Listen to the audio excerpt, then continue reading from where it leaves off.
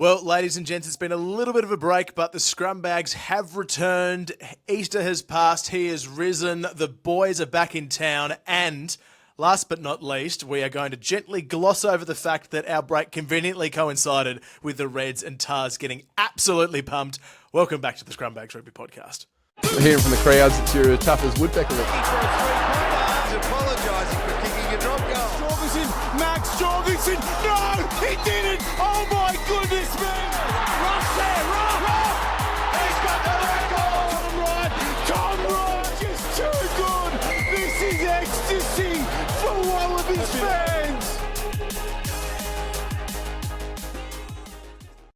Well, thank you again for tuning in. Thank you for letting us have a wee bit of a break. My name is Lachie. My co-host is Mitch. We are back to preview a bit of Super Rugby Pacific. We will gently review the round that was. It was a shortened round. We know you're listening on Thursday. It's been a little bit of time, but it would be remiss of us not to talk about what happened in round 8 to our two beloved teams. We will, of course, start with the Wallaroos, who went over to Chiefsville and got handed a 42-14 thrashing. Mitch, what possibly can you take away from this game? Very, very, very little, and I think that's what Dan McKellar will be doing for this week with the bye. I think you learn more about how not to play your game in a game like that than you learn about what you did well or didn't do well. The Waratahs realistically didn't fire a shot, and the 14 points that they managed to score throughout the game were not all that encouraging. So they'll take a little bit out of that. There are a few small highlights, I guess, but there's probably a fair few more talking points or more work-ons in the bye for them this week. Their scrum particularly got completely out-dominated and outperformed, and you can't. It goes to show that you can't have a platform in Super Rugby in 2026 if you've got no front row. Yeah, 100%. And they've been overperforming, right? Like, that's something that we put our hand up pre-season and thought, geez, this might be a problem. They delivered, and by they, I mean Tom Lambert and Dan both have really, really put their hand up. So power to them, but class above against Takiaho and co. The Chiefs had a field day there. So pretty comfortable winners. But honestly, looking at the Suncorp result, we love seeing the Force go well, but it was a dagger to my heart watching them not just beat comfortably, but annihilate the Queensland Reds. And power to you, Force fans. You deserved this performance. It was an incredible win, and it's the best we've seen the Force look in a very long time. Yeah, it was very good performance from the men from Perth, and I think we've spoken since on our WhatsApp group chats and whatnot around what this win meant to the team. It was very evident that they were playing for Simon Cron, with some reports coming out in the week that if he took another loss or didn't perform, then he's pretty much on the chopping block for next year. Does this win secure him another contract? I think that's still to be discussed, and we'll probably have a bit more of a clear idea this weekend after they go to Fiji and see what kind of performance they can put in. But to their credit, they perform really well. Everyone is talking about Franco Molina and what he did, an incredible performance from him. Probably don't need to get too much into the nitty gritty because I think a lot of people have probably listened to other podcasts and lots of other different platforms talk about what that game ended up being. I guess my biggest question for you, Lachie, coming out of this one, is you are the resident Queensland supporter here and Reds fan. What's doing with the Reds this season? They're not just losing games. They either win them and win them tight, or they get absolutely pumped. Yeah, this one to me was surprising. Not so much in that the Force didn't look good, and we can't stress this enough. The Force played brilliantly. Ben Donaldson pulled strings. They had stars everywhere. Nick Champion de Crepney, rather, was outstanding, and overall they completely dominated possession and territory. 60+ for both of those. They never looked like losing that game, the Force. The Reds concern me not because of the scoreline and how flat they looked in defence, but because at times their attack in particular still looked really good. It's like they had beautiful sweeping players. Their starters look really sharp. And then it's what happens after that in attack that confused me. It seemed to break down very quickly. Everything's nice and polished to begin with. And then 3-4 phases in, the creative juice is gone. Like there've been a lot of change around the halves. I don't think that's really helped. But I think for me, the platform was set up front. The Force completely outworked and smashed them around the park. The back row of the Reds went MIA. Compared to the work rate that was going on from the Force boys. Like, I've never seen so little of Bryle, Wilson and McWright in a game. And usually when they're playing well, they're driving performance, especially across that 7-8. So maybe it's just a Rocket thing. Like, they just need a good serve. Maybe they need to go to the pub and have a bit of a think. Like, it's the halftime interview with Justin Harrison and Les Kiss was so interesting because you could just see that Kiss was ropeable, and Harrison's there saying, oh, gee, that was a pretty calm change room for you, and like almost like trying to provoke more. It was like it was this weird tension. He wanted to break his nose at that point. Yeah. Oh, that Kissy was ready to go full Origin. So I think they really need to do some soul searching, and it doesn't get any easier this coming week. Jeez, like the Reds have got an absolute toughie coming up against the Crusaders. So it doesn't fill me with confidence, I guess is the short way to say it all. We've had some fan questions come in, but before we get to those, another podcast that does some really great content based out of New Zealand is Super Smack Pod. And I don't know if you've seen it, Lachie, but they were talking a bit about what's going on with the Reds and comparing them to the Brumbies. I saw a clip this afternoon that was quite funny, talking about the fact that the Reds just haven't got anything to celebrate. I think it's good this week. They're celebrating Filippo Daugunu getting 100 super caps. But at this point, they're like, the Brumbies have had so much with, Slips going 2 big celebrations in 2 weeks and all of the other things they've celebrated in the wins, and they're playing for that. And the Reds don't seem to care about anything. Like they're almost scratching to come up with something to celebrate, talking about Harry Wilson's aunt's cousin's someone's like it's good. It's good content from them. We need some milestone power. Well, they got Filippo Daugunu's 100th this week. There've been a hell of a lot of re-signing news too, like the Deluda stuff that broke. What was it this morning, Wednesday, the 8th of April? So they've had some good things to celebrate. And yes, of course, he re-signed. We all know that it was a management play. Congratulations to whoever runs the Deludus account. We'll get to those towards the end of the podcast. I do have some quick fire questions around what's happening in the world of rugby. I want to throw your way, Lachie. But based on some of the questions that have come in, so Edward Ellis on Instagram has sent a question, and he said, "Should we be concerned with Kiss being the incoming Wallabies coach?" And I building on that question, considering what we're seeing at Queensland at the moment, the fact that there is a pretty heavy Wallabies contingent in that Queensland Reds team, and for whatever reason, it doesn't seem like Kiss is getting them up and motivated to put in a good performance. Yeah, it's a funny one because like 2 weeks ago, everyone's going, oh, this is actually great because the Reds have won 4 in a row. So it just shows how fickle fans are. I'm a bit concerned, I guess, defensively and with what I highlighted around creativity and attack sort of post 3rd, 4th phase.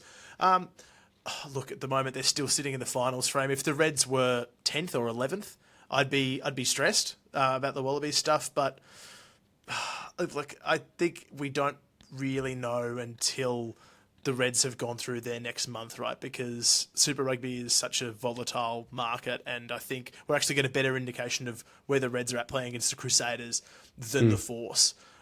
Which seems strange, and again, it's not disrespectful to Simon Gronside, who have been putting in really good chunks of performances. Like their tour in New Zealand was excellent, and they had really good passages and just couldn't get it done at the homes of those Kiwi teams. So I think I'm less surprised with the Force performance and more just disappointed with the Reds.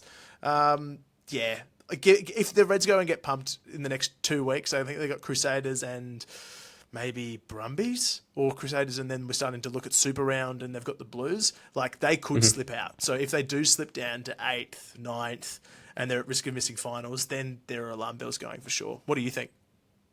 Yeah, I think, look, I understand the rhetoric around what everyone's saying, that like it doesn't look good that the Reds are at home and they haven't had a heap of fans show up to their games so far this year. So they've been expecting to be building week on week in their home games, and coming into it, this was not the result that they would have wanted. The crowd was, I actually haven't seen a crowd figure, but it didn't look massive on the TV. And they didn't play inspiring rugby, and as you said, like they were quite out enthused in a lot of areas by the Western Force, and so that starts to ask questions around like, if this Reds team isn't performing, then does that mean that the Wallabies won't under Kiss and that type of thing? I think that's very premature though. Like as you highlighted, the fact that 2 weeks ago the Reds are 4 in a row and everyone's talking about how great this is. Like the Reds only need to knock off the Crusaders this week or the Blues in 2 weeks' time, and then everyone's talking about how great Les Kiss is again. So we're a very fickle fan base. I also think this is just the reality of what Les Kiss is facing, trying to juggle 2 jobs, juggling both the Reds and the Wallabies. Like when asked by the media if, do you have an eye on Wallabies camp later in the year? He's like, oh, no, I'm only talking about the Reds. That's bullshit. There's no way that he is not thinking about prepping for the Wallabies job later in the year. He's not going to walk into Wallabies camp with 2 weeks prep and going, shit, I actually have done no preparation or homework on this. He's going to be doing that all the way through the season. And it's a tough assignment. Like we even saw in, was it 2015 when Michael Checker went from Waratahs camp into Wallabies? And yes, we know what Checker's done, and he got them up and motivated, and they made a World Cup final and all of those things. But the Waratahs didn't play semi-finals or finals in that year of Super Rugby either. So it was a pretty similar team to what they had in 2014. So it's a very difficult job to be a Super Rugby coach, trying to figure out how to win a Super Rugby competition, but also think about what's next, trying to think about your squad for Wallabies later in the year. I think in an ideal world out of all of this, we probably look back on this and go, it might have been best for everyone if Queensland Rugby had released him last year and Les Kiss had the full 2026 to prep and get into the Wallabies coaching role, not have to sort of juggle both, because then we don't have to have these discussions. We're not having people like Christy Doran out there writing hit piece articles about how it's a diabolical selection to have Kiss coming in as next Wallabies coach and it's going to be a PR nightmare. Like that's not helpful for rugby. That's also not helpful for Kiss or anyone. So, we're shooting ourselves in the foot before we even get there. Oh, it wouldn't be like Christy to do something like that. It's funny when if you write a hit piece on the Reds, and that seems to be where all your sources are. So interested to see how that relationship deepens over time. The Kiss one's interesting. Like Check-in's funny because it was a bit of a sugar hit. Like through 14-15, they come off. I think they actually did make the semis in 2015, but then they got beaten by the Highlanders. And then it's like with all Checker things, it's sort of that immediate, first, second year in, and it just seems to work because he's that kind of man motivator. But I think you're right. Like I completely agree in that we'd be much more comfortable having seen Kiss solely focused on the Wallabies without this background noise of, it's not a thing. It is a thing. Joe Smith's got 3 games in charge. Like, how is this a clean and helpful transition for either of those people, plus the Reds and the Wallabies as a whole? So just a bit messy for mine. And I think the other thing too is like a lot of the pressure's being put on Les Kiss's shoulders at the moment. And I guess as a coach, you sort of live or die by the results of your team. But a lot of the focus needs to actually be put back on some of the Wallabies and leadership group in the Reds, because Harry Wilson and Fraser McRae are the key leaders in that forward pack, and they both got outplayed by their opposite number. And Fraser McRae this year he seems to be in a bit of a patch of poor form, which is probably the fact that he's now captain and he's got a whole more responsibilities and whatnot in that team. But yeah, when you've got a pretty inexperienced forward pack generally around you, you want your Wallabies players to be standing up and performing. And if they're not, then that kind of sets a bad standard. For me, like the Reds, you can't get Tate McDermott back soon enough. They are missing an on-field general to steer them around. And like McWright's best work, I think, comes when he doesn't have that additional responsibility of the captaincy. It's funny because like his ceiling is so high that a normal game to us looks poor, I think, when you play at that standard. But he has struggled a bit compared to last year so far. I'll concede that for sure. Yep. Well, let's keep moving. Let's look towards round 9 of Super Rugby Pacific. And thankfully, the Waratahs are on a bye, so no more injuries, no more losses for me. It's all clean sailing for this week. But we've got the Brumbies going to Dunedin to play the Highlanders at Forsyth Bar Stadium on Friday afternoon. Now, a few big inclusions in this 23 for the Brumbies, and none bigger than Alan Alatoa is back from injury and into that 3 jersey, sorry. Yeah, can't come soon enough. Like the battle between AAA and Ethan de Groot is just blockbuster stuff for any sort of forward nuffy. And the Brumbies, this is a bit of a banana skin game for them, right? Like they're coming off their bye. Prior to that, it was the Tahs doing a job on them from memory in Canberra. So like they've got a lot to prove. They've slipped down to 4th. The chat around top 2 seems pretty far away now from where we sort of were aspirational for them to be. So they've got the work cut out for them. I think the Highlanders have shown that they can take it to the best teams. God, they've beaten the Crusaders already this year and ran a couple of other very good teams close. So I think we're going to see a tighter kind of contest than a lot of Australians would like. I think what is probably getting a little bit ahead of ourselves, but one thing that the Brumbies will definitely be motivated by is their form so far this season is that they're currently 4 from 5 in terms of beating the Kiwi opposition.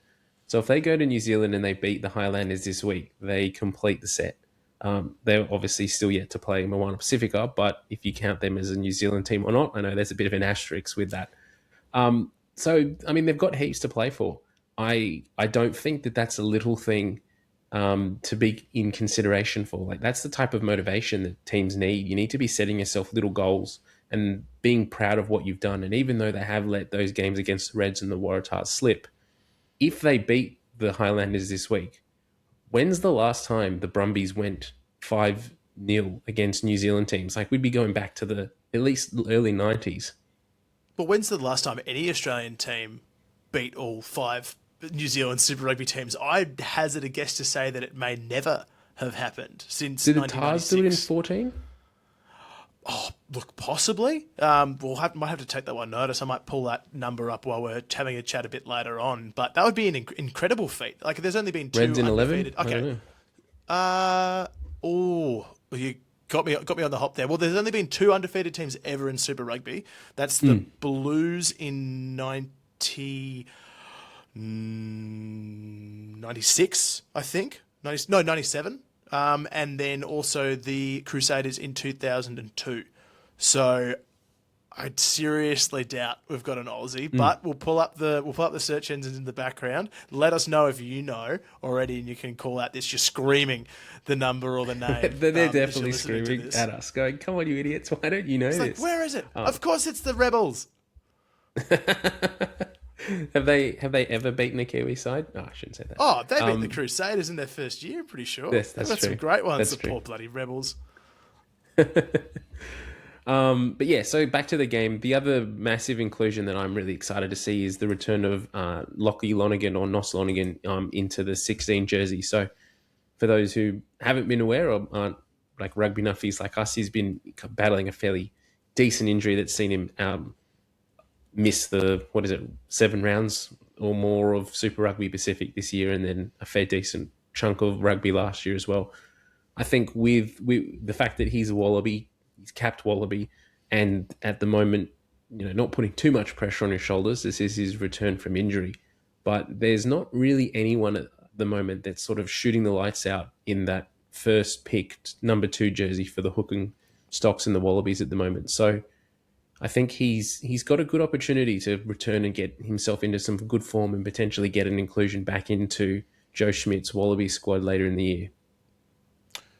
Oh, that's an interesting call, because I thought Billy Pollard has probably been the standout hooker so far, but I think you're probably right around like who's then like there and thereabouts in a squad.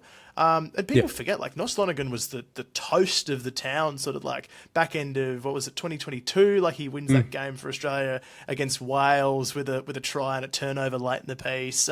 He had some great moments. So, just when players are so regularly hit with injuries, they do fade so quickly out of the discussion. And with players like Liam Bowen coming through the ranks at the Brumbies, I know they've got a lot of hype around him. He's had to wait his time. So it's great to see, and so good that he gets to share it with Ryan Lonergan in a milestone game for the Brumbies skipper as well, Mitch. Yeah, fantastic. 100 caps for Ryan Lonergan as well. Like that's come up quickly. I know So the OG pick and dry fans will remember Ando used to go absolutely nuts over Ryan Lonergan and fanboyed about him every week. But the fact that he's got 100 caps and it's come around so quickly, it kind of amazes me how many 100 caps we're getting in Super Rugby Pacific this year, because like when you compare to like the URC or the Prem overseas or the top 14, like they have 30 odd rounds of competition, whereas or more, and then you add into that the midweek Heineken Cup fixtures as well. We're down here with like 16 to 18 rounds if you make finals. It's crazy that some of these guys are actually getting those numbers of caps, and some of them don't feel like they've been on the scene all that long, or we're still waiting for them to get Wallabies recognition. yeah, I think it started getting really interesting when you see how quickly players like I think probably the best example of players like Tate McDermott or halfbacks who are constantly moving around. Like the way that some players have rocketed from sort of 50 to 100 in the past couple of years. I think COVID really stalled things too, like those sort of disjointed seasons. And now that it's a bit more expansive, obviously it helps that they've given us an extra couple of rounds of finals for the Aussies to sneak into. But yeah, it's great to see it. And like rival codes have so many milestones due to the nature of their draws, and it feels like something that is celebrated almost more in those codes. I would love to see a bit more pomp and ceremony around stuff like Lonergan and Dalguna. I think it's just like 100 games of Super Rugby is incredible. Like, I'd give a finger to play one. So I mean, it's awesome to see, and congrats to them both. Yeah, I think one thing that probably is just a statement of Super Rugby at the moment is I don't think, other than Slipper, like we've celebrated him so much this season, and like rightly because of what he's achieved. But outside of that, it's kind of felt like a lot of the other caps or hundreds or 50th this season have sort of gone a little bit unnoticed. In years gone past, like you at least used to lead your team out for your sort of milestone game, and that doesn't even seem to be a thing that's happening this year. Like you think back a few weeks when Valentini got his 50th or 100th in Fiji, and he didn't lead the team out. He just trundled out with the rest of them. So I think if we could get a little bit more pomp and ceremony and whatnot into celebrating our players, that's one thing that Super Rugby doesn't do that well, is just celebrating the people that actually make the product. If we could do that, a hell of a lot better. Yeah, I think the Bobby one's interesting because it's like he's back in Fiji. Are there other dynamics at play there? Is it a respect thing? I'm not sure, but it's so Bobby Valentini to have that sort of slip by the wayside. Regardless, who knows? I mean, there's all this crap going on behind the scenes that the Drua are not being allowed to do their war dance before games. Maybe the fact that they're like, sorry, you can't lead the team out this week, Bobby. You're going to be out on the field too long. It's too hot. It's going to be too hot. Just finding excuses.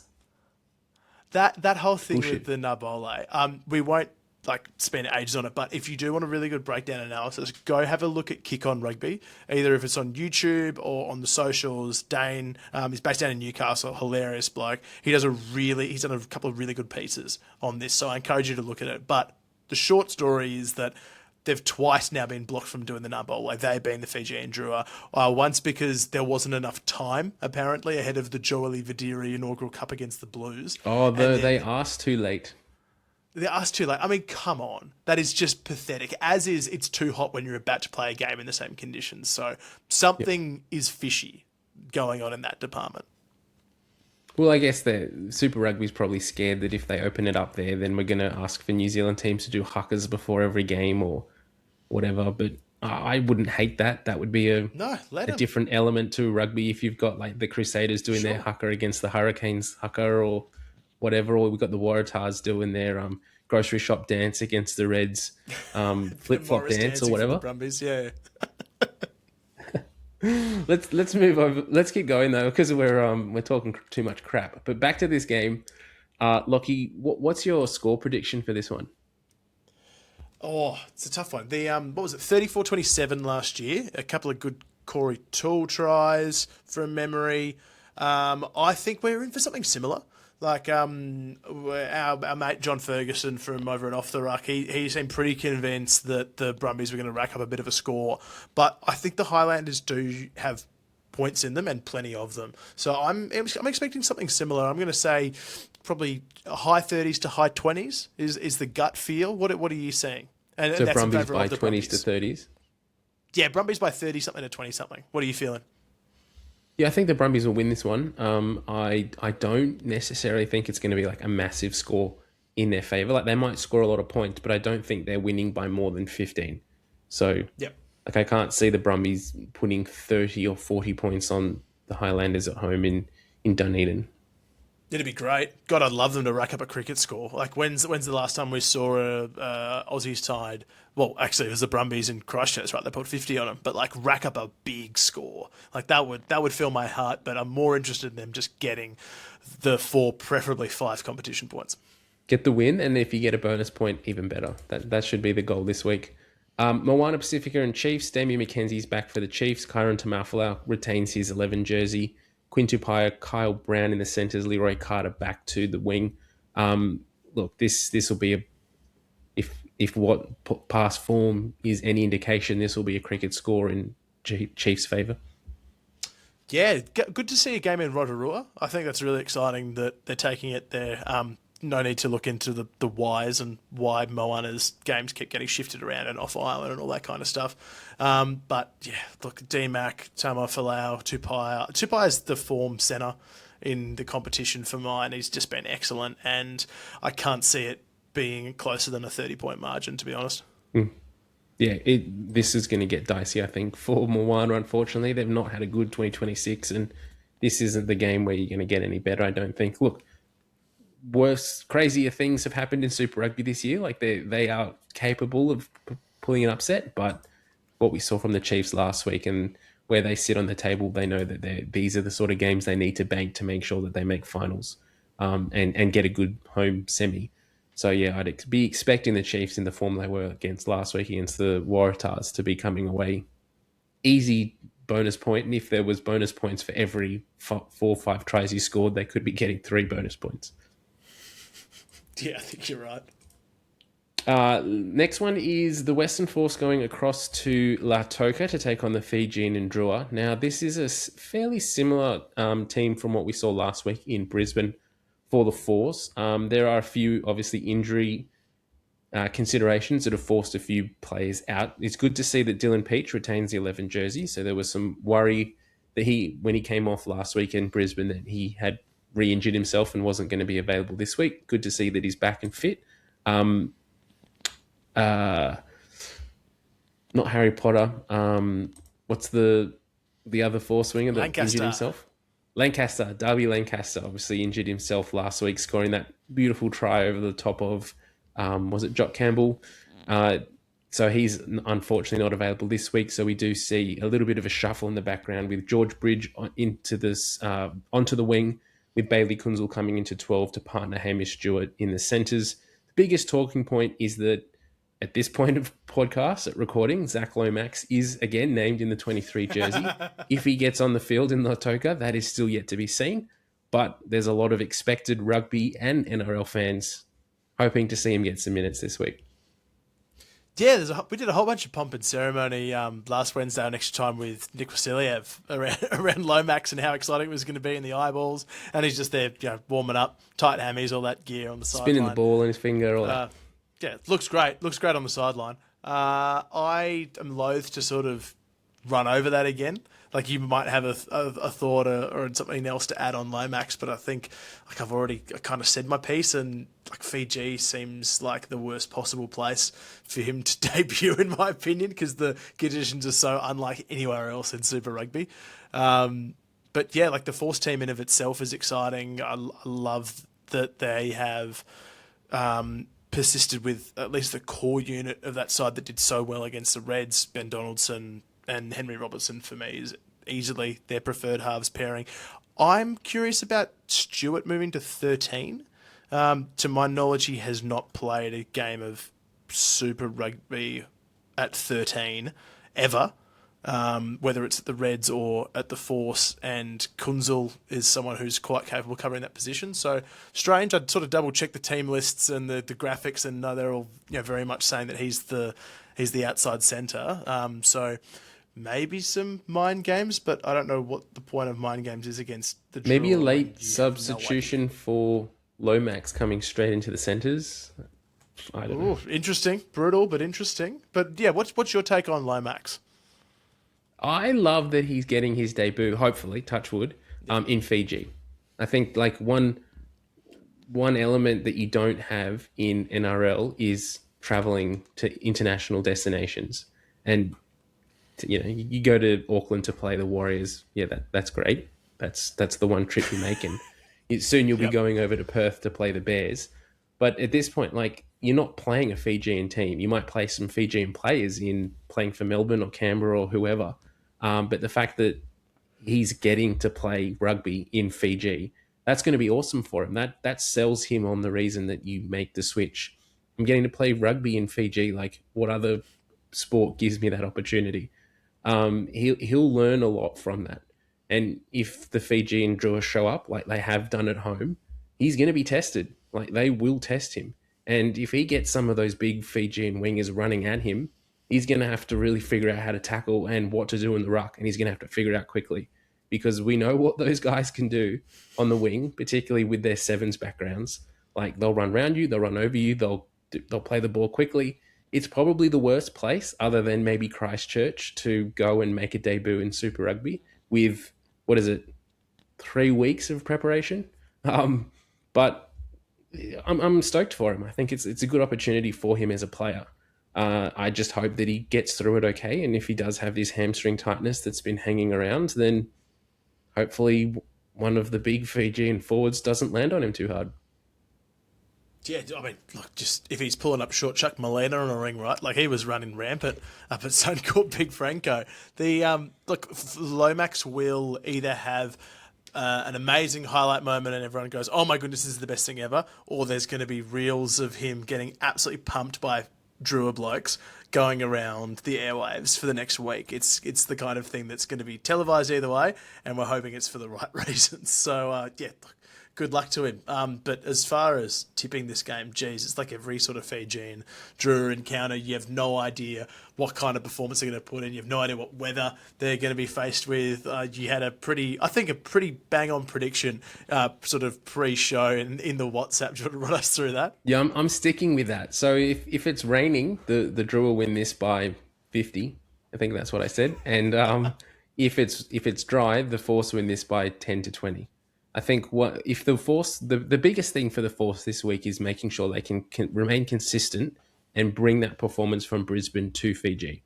If they can play full 80 minutes like they did last week, there's no reason why they can't push and punish the Drua into making mistakes and get the win. But what we've seen, weather is so unpredictable in Fiji. When it rains, the Drua just go to a whole nother level. And if it rains, like, that's probably their undoing, the Force. So if it's dry, I hope that they can show up and play another full 80 minutes, because if they can carry that form from last week through the rest of the competition, then they set up their season perfectly.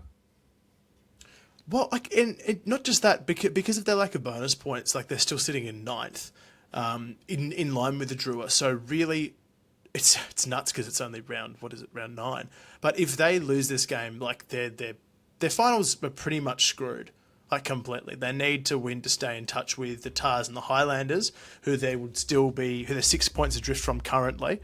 And it's kind of like season over if you lose this one, which is, I feel like it's an overused phrase, like that, this is a season defining game, but this kind of makes or breaks it for me. As far as the Force are concerned, if you're not beating the Drua in this position where they currently are, given the bonus points that they lost over in New Zealand, and like a couple of those games earlier, like against the Brumbies, against the Blues at home, this is a must for me. So I will be riding them home all afternoon against the Drua. It's going to be massive, and I think they can do it. I really do. Look, if they come away with a winning bonus point this week, that puts them up into potentially 7th or 8th. If the Reds lose to the Crusaders and they fall down the table as well, that puts them straight back into contention. And so then you look at the draw and the rounds that are coming up. If they lose, like you said, that probably pushes them out, but it doesn't write them off completely, I don't think. If anything, it's probably more the Drua need to win this. Like, this is a home game for them. And we know we've spoken so many times on the podcast that if you want to play finals, you've got to win your home games. And if they can show up like they did against the Hurricanes earlier in the year, they're the only team in Super Rugby this year that have handed the Hurricanes a loss. So you've got to take some confidence out of that. Yeah, I think and that's the thing. Like, it's a coin flip. It's a coin flip in Fiji. You have no idea what's going to happen. They could get absolutely spanked by the Reds, or they could beat the Hurricanes. Like, make it make sense when you're talking about the draw in Fiji. I'm going to tip with absolutely no confidence the Force by 7, and we'll just see what happens. Yeah, I'll say Force by 2, and hope that it doesn't rain. Let's keep moving. So the next New Zealand game is the Hurricanes and the Blues. That's been played in Wellington. Hurricanes have named their predictably strong team. The Blues have also gone with as strong a team that they can name as well. Do you think the Blues can upset the Canes at home? I think it's possible. I just think that the Canes pack is too good at the moment. Like, the backlines are probably pretty evenly matched, even though the Canes have, like, they're running so hot, but the Blues have good coverage there. It's up front that concerns me, especially when the Canes are running a 6-2 split. So, like, they've packed out Isaiah Walker-Leawari, Braden Yosse, and Brad Shields on their bench, which is insane coverage of the second and back rows. So, like, that's where they're getting their go-forward ball. That's how they generate pressure, and it means that their backs have more energy and more time to counterpunch. They've been so effective, sort of just running strips through rival defences on the counter. And it's because of the pressure that their forwards apply. There is so much fatigue that the Hurricanes introduce to the game with their speed of play. If the Blues can slow it down, if Beauden Barrett can control things, and Zahn Sullivan's exit game is going to be massive off his left foot to make sure that the ball goes out and out far to slow things down and let them keep pace. They are a chance, but I think this is the game where the Hurricanes really stamp themselves as contenders rather than sort of flat track bullies, to use a bit of a cricket analogy. Like, they've been pumping teams sort of down the ladder. Like, it's no secret that the Canes have had a really easy start to the season, as much as we hate to admit it as Queensland and Tahs people at heart. But like they have. So this is where they start getting really tested. Yeah, I think a lot of pressure actually forms on the Blues this week. So if you look at the table, both the Blues and the Hurricanes are 1 and 2, both on 25 points. The Hurricanes have they've both got 5 wins, sorry. The Blues have picked up an extra loss because they've played an extra game than the Canes. The Canes coming off that bye last week. The Blues played... Actually, the Blues had a bye, didn't they? Anyway. Yeah, it was like everyone had a bye last week. It was like we just didn't want to play rugby over Easter. But I think what we've seen from the Blues so far this season is they're good finishers, and they, like, you bring that Tahs game into mind, and the fact is that, like, they came from behind and they weren't particularly, they didn't play too well in that first half, but they came back in the second half and got the job done and needed to do what they did. But they're playing the Hurricanes this week, and what we've seen from the Hurricanes is, like, you can't give the Hurricanes an easy start. Like, they're not a team that just goes to sleep. If you give them 2-3 tries, easy tries in the first half, shut the game down. Like, there's very little chance you're coming back from that. They're a team that busts into that last 20 minutes. From the 60-minute mark, they just find another lever to go to. So if the Blues want to win, and they can do it, they're going to have to be playing full 80 minutes and get good dominance up front. So it's going to be a really interesting game. This very well could be the final later in the year. This is a potential final there. I'm sure the Crusaders and the Chiefs have something to say about it, though. And so the Crusaders, which we'll get to in a second with their game against the Reds. Again, in saying that, like, I don't think the Blues... I don't really see the Blues actually stopping this Hurricanes team. Like, they've been so good this season. Like you highlighted, the fact that they've punched their bench full of impact players, and the finishers that they've got across that back line. Like, they just need to get the ball into any of their wingers' hands, and they just run around everyone. Like, they're just a class above this year. They're so good. They're scoring points for fun. It's ridiculous how many points they score and how easy they do it and how quickly they do it in quick succession. So It can go from like they're up by a try to they're up by 4 tries within the space of 5 minutes in some games, and you think, "Holy crap, how did they do that?" And then you realise that they've got who they've got on their wings. Yeah, it's just been the year of Finianganofo, right? Like, he's just been so good. You can't overstate how big Geordie Barrett's Surely he's got an Aussie coming off the grandparent or back something. Oh yeah, no, he lives down the street from me in Brizzy. He's a good bloke. Yeah. Finney's a wallaby.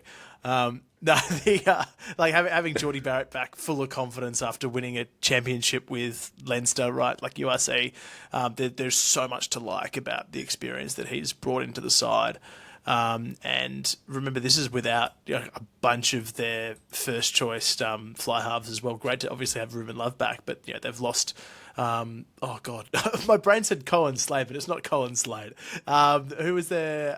Brett Cameron. Brett Cameron went down. Cameron. They've had a couple of battles around the halves, so it's great to have. Ruben Love and Cam Roygaard it's hot stuff. Like, you don't have to be a Kiwi to appreciate how slick that looks in a Canes jersey, and very possibly in an All Blacks jersey combo for years to come. So it's going to be the Cane train storming on for me. I'm going to say Canes by 12. What are you thinking? Yeah, I think Canes by 15 or more. I think they've shown so far this season, like I said before, that they're just able to score points for fun. So they'll definitely be doing that. But let's get to the main course. What is the 2011 final rebound? The Crusaders are going to Brisbane to play the Queensland Reds, who are coming off that embarrassing performance last week against the Force. Lachie, is there a world where the Reds can win this week? Yeah, there's a world that they can win this week. It will just take a performance much more akin to their Fijian defensive efforts than their ones against the Force. Like, it's, again, the Reds went on 4 games straight. They beat the Brums in Canberra, which the Tahs have done too. Yes, I know, but like clearly they can deliver in big games. Is this a bridge too far? Possibly. The Crusaders, again, are just hitting their straps sort of 5-6 rounds into the competition. We're now, heading into round 9. They're sitting pretty in 5th. People are really upset. They're like, no, stop climbing up the ladder. I don't think anyone in Super Rugby outside Christchurch is rooting for the Crusaders this weekend. I think the competition needs a Reds win to start quelling the Super Rugby champions back down. Man, like, I so badly want to tip the Reds. I really want to, Mitch. I really want to. Well, as Keep a Photo on Instagram has asked, what is there that can restore his happiness as a diehard Reds fan? Lachie, how do the Reds win this week? How are they going to do it? Okay, the Reds need to... My heart says that you need to apply constant pressure through field position and trapping their new fullback, because there's no Will Jordan. So that for me is like that's the wedge that the Reds can look at exploiting in the back of the field. They've named Johnny McNichol, who is very experienced, can score tries, been around the block a long time, old Johnny, but he is simply not the same attacking threat and counter-attacking threat as Will Jordan. So what can you do? You have a back 3 there of Reece, Fihaki and McNichol. McNichol is probably the weakest kicker, but they will try and apply a lot of kick chase through Fihaki and Reece. If Carter Gordon can win the kick battle by kicking deep, kicking over, kicking out, and we control things so that it's more set-piece oriented and you don't give them a broken defensive line to attack at, even from deep in their half, I think that the Reds can win through pressure footy. What you don't want to do is start going, we're the Reds, we're going to start offloading, Sarah Uru out the back door, between the legs kind of gear, because it just won't fly. It just won't fly against the Crusaders. They have enough strike weapons still. God, like David Havili's back. Lester Fainganuku has been in some outrageous form. You're not going to out-shimmer this Crusaders side, so we need the Reds to play some... We always need the Reds to play some dirty Brad Thorne footy. I think if they go full Brad Thorne this week, they roll the sleeves up, you take threes when they're on offer. Who kicks, I have no idea. I'm assuming it has to be Carter Gordon in this starting team. I reckon Luke Khan should have a shot. Hey, he's hit him. We've seen him on socials. Big Khan can hit him. But yeah, like that's a really interesting one for me because I'd usually campaigning for threes. But shit, like Mitch, I'm clutching at straws here. Even you can tell I'm worried. Yeah, it's definitely not giving 2011 vibes all over again, is it? How much would you wish for a Quaid and Genya combination back for this one, like in peak 2011 form? And a little bit of Digby on I the have wings. nothing to give, but I'd give it. Oh man, I think like you were just saying, like if we go back to the performance the Brumbies put down in Christchurch earlier this year, what was so evident for them was taking the threes when they were on offer. Scoreboard pressure not only put pressure on the Crusaders, but it actually did something that we haven't seen in Australian rugby for a while, but it gave the players just confidence to back themselves because they weren't within conceding a loss. So those last 2 tries that the Brumbies scored were just ridiculous. Heads up rugby. That they should not have scored those tries, but they just backed themselves. Like Corey Toole runs around and scores that incredible try. They just played with confidence. And so what the Reds need to do is to just continue to get into the 22, put the pressure on the Crusaders to the point that they continue to give away penalties, take them when they're on offer, hopefully do it so many times that they also pick up a yellow card so they're playing with a player down as well, and then just keep putting pressure on them by taking the threes when they're on offer. It's unfortunate they don't have Tom Liner on because if he was available for selection, he comes in and he's that kicker. As you highlighted before, who does do that? They haven't got an out-and-out kicker who's got a good, 75+% kicking rate, which is probably where they're lacking this season. But if they don't do that, I just don't see any way that they're going to outmuscle this Crusaders team. They're not going to be able to go through them. The punch that we've seen from the forward pack, particularly in tight, these last few weeks hasn't been all that convincing. Harry Wilson, as we've spoken about, isn't sort of busting the game line when he gets into contact. If he goes up high into contact again like he did last week and gives away another yellow, like that's an area that the Crusaders can exploit. The Reds were good last week at set piece. They probably didn't get rewarded enough from that. Like they didn't actually convert that into points as much as they should have. So it's going to take a monumental effort. This is probably the week where everyone starts to really criticize or to dig into Les Kiss and see like this is where the pressure's on now. This is where we need to see your Wallabies coach material. Get this team up for it. And if they get a win, then everyone's like, oh, Australian rugby is just thinking, oh, we backed the right bloke. If they get pumped by 50, the naysayers are just going to get even more loud. Yeah, it's a huge. This game is the fulcrum, like for the way that the Reds are perceived the rest of the season. Like it will tip so far, either way, regardless of the result. If they beat the Crusaders, defending champions in Brisbane, it's the first time they played them there since 2023. Yes, obviously they had success in Christchurch in 2024, but that's very much the anomaly year for the Crusaders. All kinds of teams were beating the Crusaders that year. So I think the hype's not real, but the Reds can beat them if they play to their potential. If it goes the other way, the Crusaders will jump up to fourth, maybe third. The Reds could slide down as far as eighth, should they lose this game. So the stakes are high, and I think to draw crowds back to Suncorp, you touched on it earlier. They're yet to break 20,000 at Suncorp so far this year. They beat the Crusaders, they will get 20 plus to the next game. Like no one does a bandwagon like Brisbane. We're absolute shockers for it. So they need it. The commercial department for QAU is probably more invested in the high performance at this point.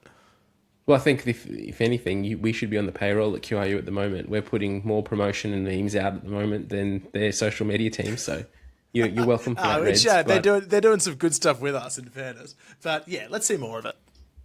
Let's see more. I think the worrying thing for me is like we highlighted at the beginning of the podcast, like the Reds so far this season, they either win and they win tight and ugly, or they get punished. They get absolutely smashed by 50 points. And again, this is looming as one of those games. They'll either win by a point or they'll lose by 60. And I don't think Australian rugby can, Australian rugby we're talking about now. We've spoken about New Zealand rugby imploding with teams going down and all that sort of stuff. But Australian rugby will start to implode if the Reds lose again this week by 60 points. Yeah, if it's big. If it's big and it's bad, there will be baying for blood. Genuinely, they will be. And, is it going to be us? Probably not. Maybe a bit for fun. But, there'll be serious. There'll be serious sort of cutthroat stuff going on in the tabloids if Les Kiss cops another, 40 points. Yes, again, the Force played well, but, 42-19 at home is not what you're chasing when you're taking on the Force, who were, I think, then sitting in the bottom two. So the noise will be crazy. I think that's most of what we were getting in around this the questions sent in to us, right? That was Edward Ellis, that was keeper. What last question for you that we have got? I don't think we need to give our predictions. We both sort of summed up what we think's going to happen there without giving an actual scoreline to it. But Super Smack Pod, who do we think will be top of the table by the end of the weekend? Well, that's going to be decided in that previous game, right? The Canes and the Blues. I'm thinking Canes, and I feel like you're thinking similarly. I'm sure those guys would love to hear it. I know that they're both... Actually, I think one's a Chiefs fan, but one's a Hurricanes fan, so they're definitely going to be backing their boys in the Canes to get the win there. I think the Canes will be up the top. Look, if the Canes get a bonus point win in this, that's going to be a crazy result for them. And if they do, far out, start engraving that trophy, because who's coming close? Danger. Crazy stuff. But yeah, okay. I'll give a genuine tip for Crusaders Reds. I think it's going to be Crusaders by about 10. But I still think that the Reds can win. I'm just not sure whether this is the week against this Crusaders side in particular. And I say that very quietly with the hopes that their media team doesn't start pulling all their collaborations with us. What are you thinking? Yeah, very nice. Okay, that's our wrap for Super Rugby Pacific Round 9. Lachie, did you want to talk a little bit of Wallaroos before we finish the pod? Yes, I would love to. For starters, if you are listening to us and you are not following any of the Wallaroos on socials, please pull out your phones and do so now. It is so important, and we cannot stress enough how much we care about pushing the Roos along and getting them more coverage. Obviously, we don't have that power exclusively, but you do. You listen, you engage. Please support what the Wallaroos are doing. They're currently over in the US. It is Pacific 4 time. That's their biggest regular sort of competition with New Zealand plus the USA and Canada. And the first game of their Pac 4 campaign is against the Canadians. Mitch, World Cup silver medalists. They played us twice last year. They got convincing wins on both occasions, of 7 tries to 1 gear, including that quarterfinal. But there's always an element of unknown when the Wallaroos sort of play over in the States, because we've had some pretty good results there in the past. Yeah, we have. I think being a realist, though, is we're probably expecting a similar result. Just looking on the squad that we've taken over, the inexperience, some of our key players are either out injured or unavailable for selection at the moment. Not to say that we weren't, we saw some green shoots coming out of that win against Fijiana, but we're taking a massive step up now to go against Canada, who, pushed the Red Roses in that final for 55-ish minutes. That's it's a big ask to go to America. And we're not playing them at home in Canada, but we're playing them in probably the closest second nation, which is America at the moment. So it's going to be a big ask for our Roos girls, but I'm keen to see them rip in, because I know that they're going to show up, they're going to be competitive, they're going to score some good points. But I generally think that Canada will come away with at least 2 to 3 scores ahead. Yeah, and I think every time we've seen this matchup in particular, we are reminded that while the Wallaroos traditionally and currently still have very explosive backs, great threats, it's up front where the Canadians really put the squeeze on us. Their maul in particular smashed us the past 2 times we've played, and that game in Brisbane, right? They rolled in 3 more tries.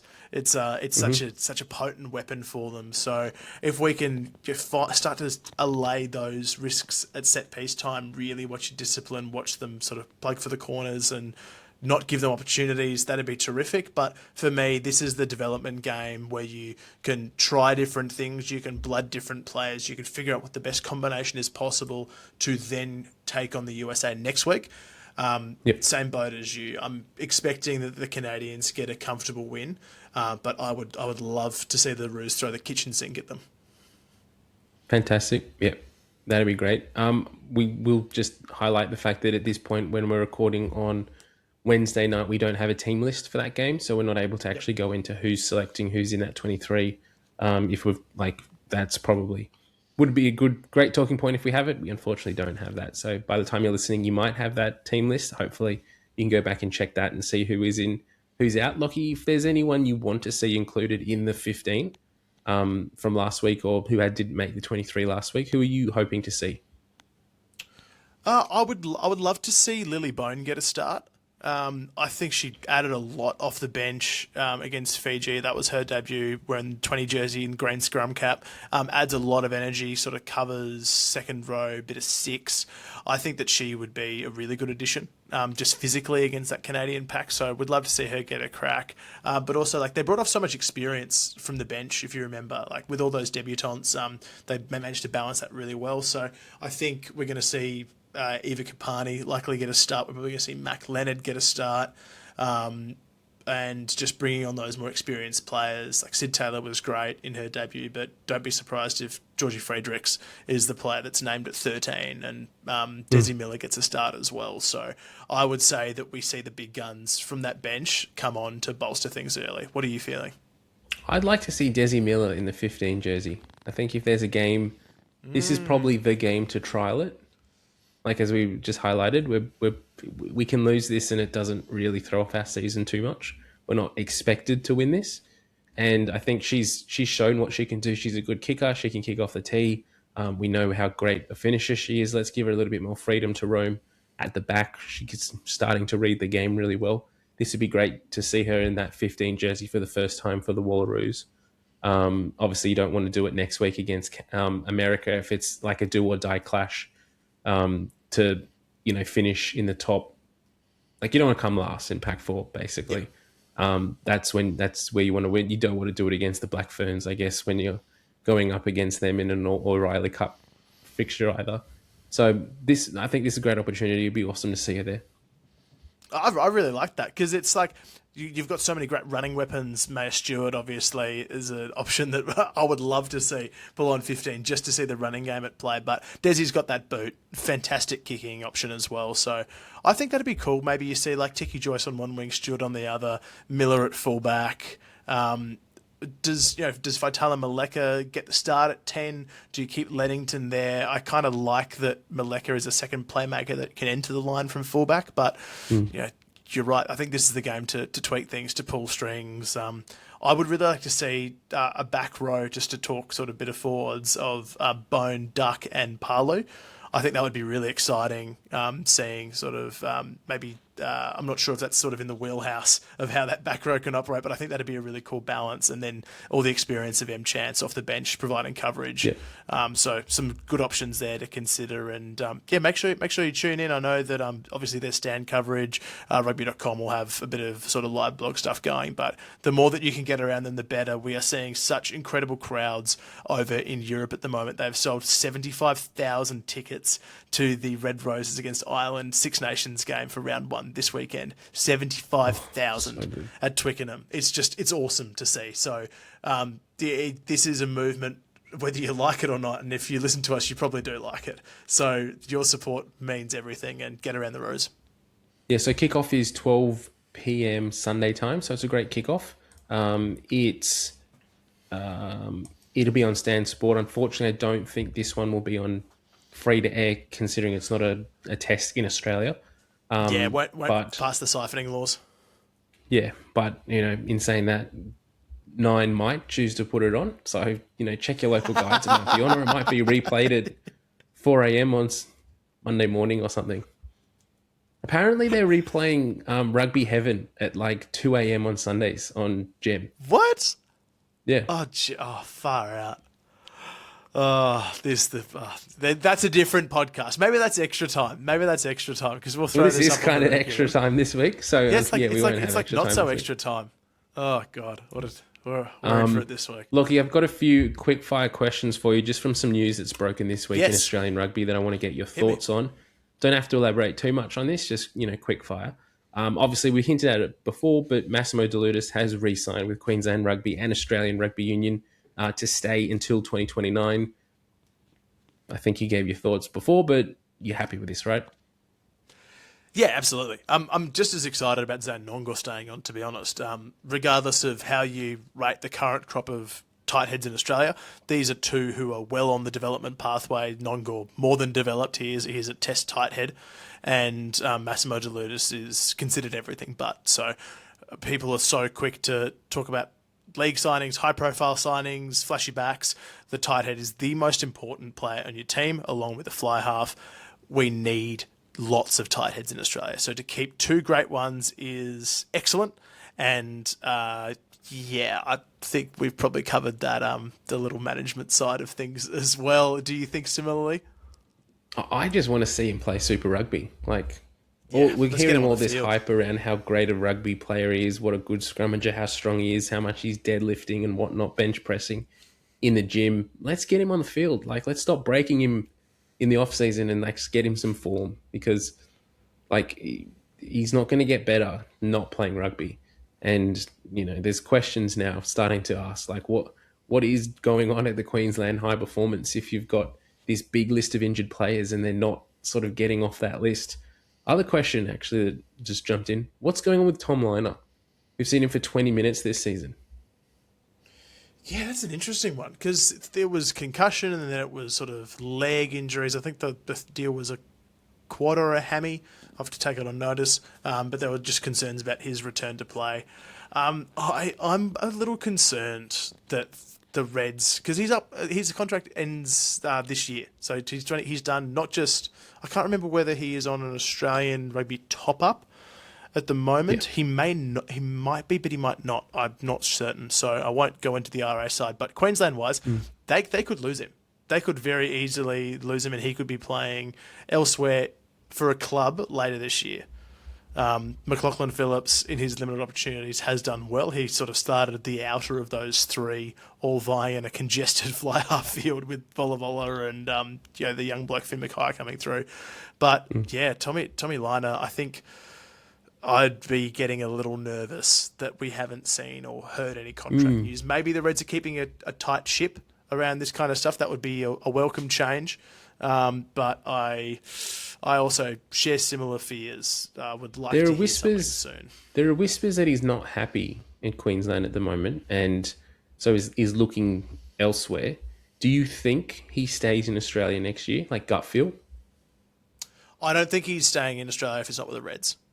I can't see that. I can't see that happening. There have been pretty well-established links between McLaughlin Phillips and the Tahs. McKellar has expressed his interest in McLaughlin Phillips. I think that change is more likely than Liner going to the Tahs or to the Force, for example. My gut feel is that the likeliest change if Tom Liner goes overseas is that he goes to Benetton. Because why wouldn't he? You have family ties there. Brother Louis plays there. His dad's played there. The Reds and the Lions have that partnership. So that to me makes the most sense if he does go across. And then there's a bit of a toe in the water for Queensland to come back. Personally, I want to see him stay. I obviously want to see him stay in a Reds jersey as well, because for goodness sake, he was the test fly half through the Lions series. He can clearly play rugby.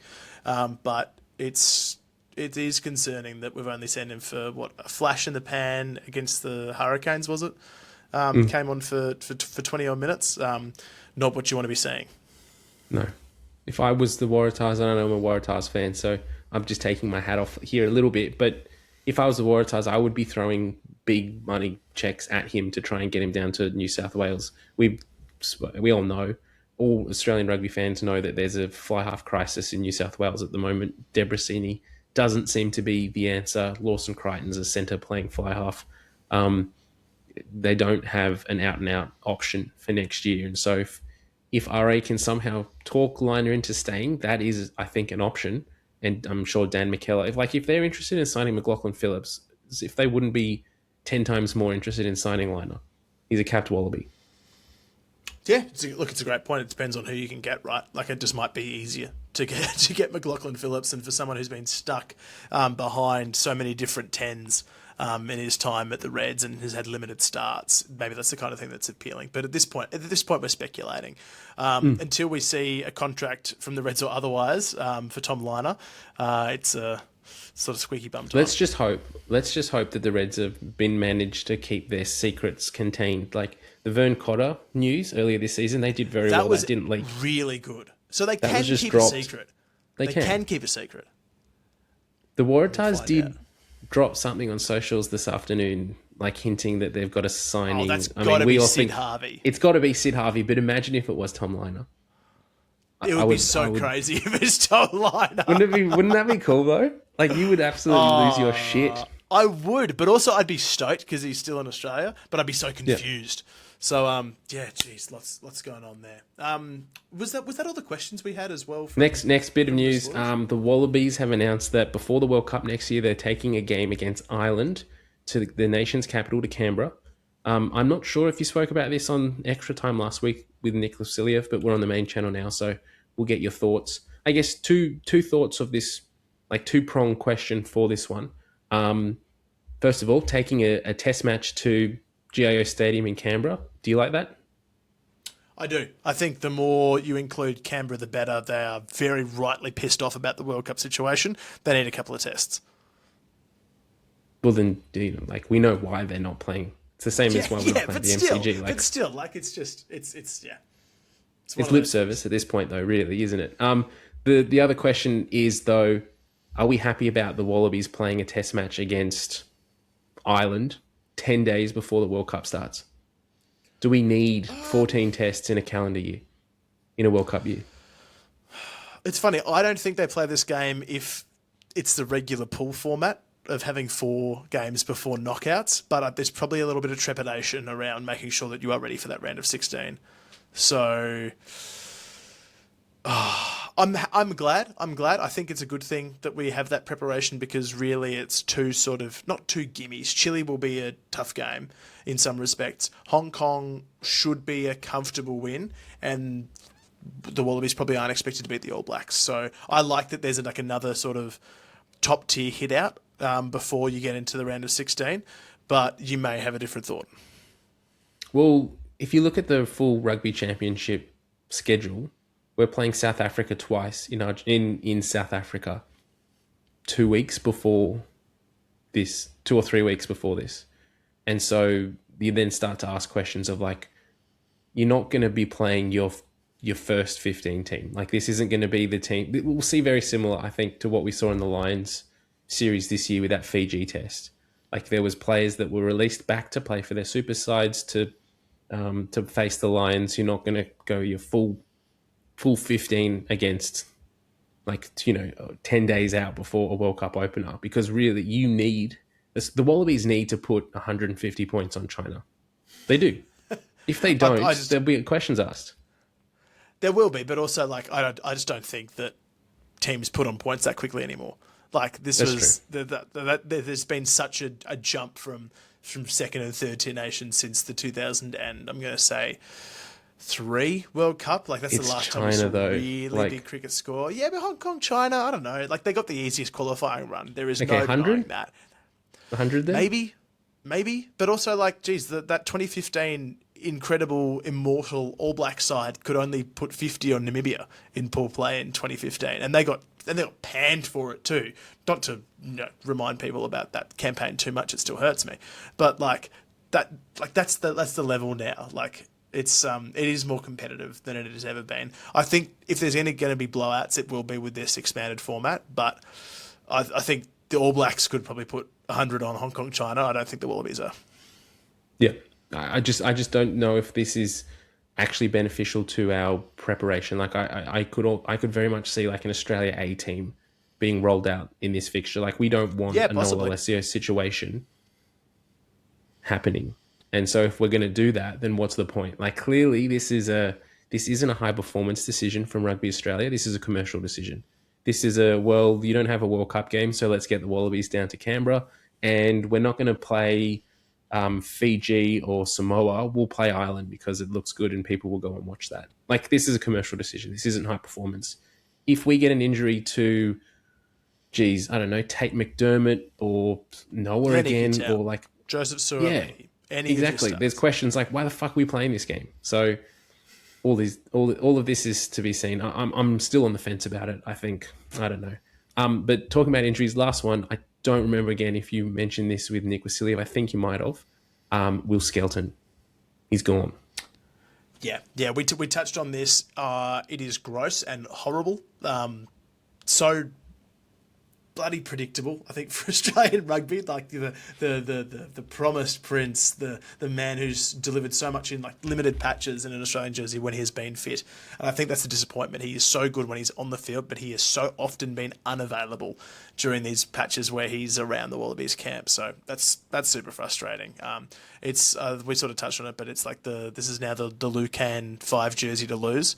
And who plays in the 4 alongside him is really up for debate because Nick Frost is under pressure for his spot at the Brumbies. Jeremy Williams has been really solid at the Force, but is currently injured.